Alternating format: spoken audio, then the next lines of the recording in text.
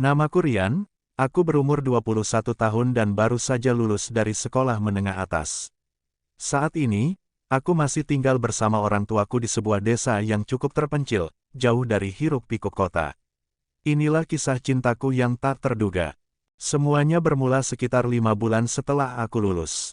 Orang tuaku menyuruhku untuk melanjutkan pendidikan ke jenjang yang lebih tinggi, tetapi aku tidak memiliki minat untuk kuliah. Aku lebih ingin bekerja. Aku mencoba melamar pekerjaan ke berbagai tempat, mengirim surat lamaran ke perusahaan, toko, dan pabrik di kota, tetapi tidak ada satupun yang membuahkan hasil. Suatu hari, ibuku menyarankan agar aku pergi ke kota dan bekerja di toko sahabatnya, Bu Sinta. Bu Sinta adalah teman lama ibuku yang memiliki usaha toko manisan cukup besar dengan beberapa cabang di berbagai kota. Ia berusia 37 tahun dan belum memiliki anak. Awalnya, aku ragu, tetapi karena merasa bosan terus menganggur, akhirnya aku menyetujui saran ibuku. Setelah memesan tiket bus dan melakukan perjalanan panjang, aku tiba di kota tujuan. Bu Sinta sendiri yang menjemputku. Aku cukup terkejut melihatnya, meski usianya jauh di atasku, penampilannya masih sangat muda dan menarik.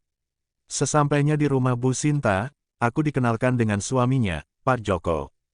Beliau seorang pria yang sudah berumur, berpenampilan cukup terawat, dan terlihat sangat berkecukupan. Saat makan malam, Pak Joko menawarkan agar aku tinggal di rumah mereka, mengingat pekerjaanku di toko tidak jauh dari sana. Kamu tinggal di sini saja, hitung-hitung menemani ibu kalau bapak sedang keluar kota, katanya. Awalnya aku ragu, tetapi akhirnya aku menyetujuinya. Hari-hariku di toko berjalan seperti biasa. Aku bekerja sebagai kasir, sementara Bu Sinta sering datang untuk mengecek persediaan barang. Ia juga sering membawakanku makanan. Hingga suatu hari, Pak Joko memberitahu bahwa ia harus pergi keluar kota untuk mengurus cabang toko mereka di Surabaya. Malam itu, ketika aku sedang beristirahat di kamar, tiba-tiba Bu Sinta masuk ke kamarku dengan hanya mengenakan handuk. Ia meminta tolong memperbaiki keran air di kamar mandinya yang mati. Dengan jantung berdebar, aku mengikutinya ke kamar mandinya. Aku sempat mencuri pandang ke arahnya, dan saat mata kami bertemu, ia hanya tersenyum. Setelah air menyala, aku kembali ke kamar. Namun, malam itu belum berakhir.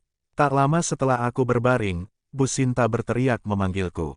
Ia mengaku melihat bayangan seseorang di jendela kamarnya dan ketakutan. Aku segera mengecek keadaan, tetapi tidak menemukan apapun. Aku kembali ke kamarnya untuk menenangkannya. Saat itu, ia menggenggam tanganku dan berkata, "Temani ibu malam ini, ya."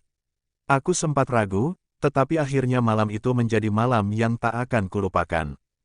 Kami pun lanjut berbincang-bincang, dan Bu Sinta mulai dengan obrolan yang intens yang membuatku sedikit tergoda. "Rian, selama ini kamu betah kerja di toko?"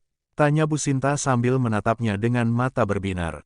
"Iya, Bu, saya nyaman di sana," jawab Rian sedikit gugup. "Ah, panggil saja Sinta kalau di rumah. Tidak perlu terlalu formal," godanya sambil menyentuh tangannya dengan lembut. Rian hanya bisa mengangguk pelan, tetapi detak jantungnya semakin cepat.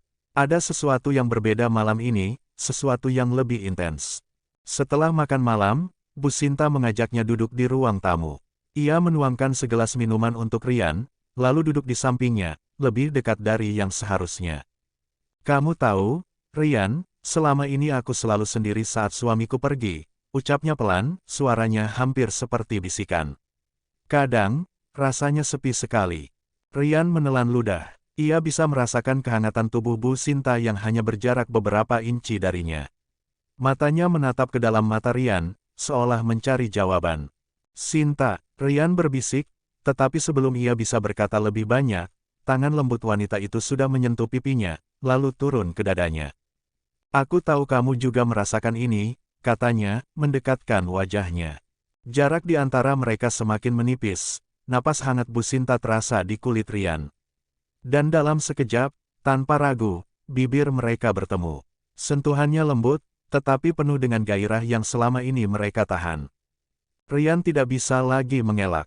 Ia membalas ciuman itu, membiarkan dirinya hanyut dalam hangatnya malam bersama wanita yang selama ini hanya bisa ia impikan.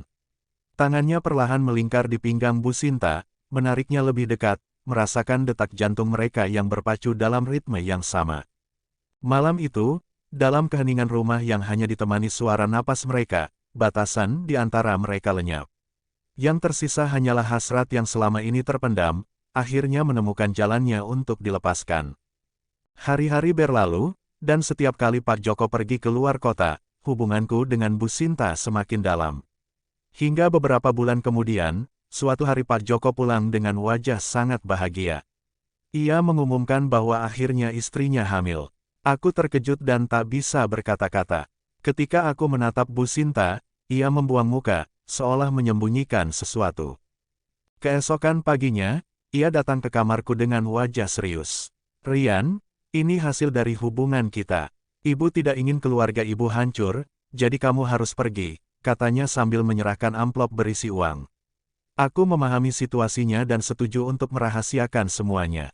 Setelah berpamitan dengan Pak Joko, aku meninggalkan kota itu dan kembali ke kampung halaman. Dalam perjalanan pulang, pikiranku dipenuhi dengan kenangan yang telah terjadi. Itu akan menjadi rahasia yang kusimpan selamanya.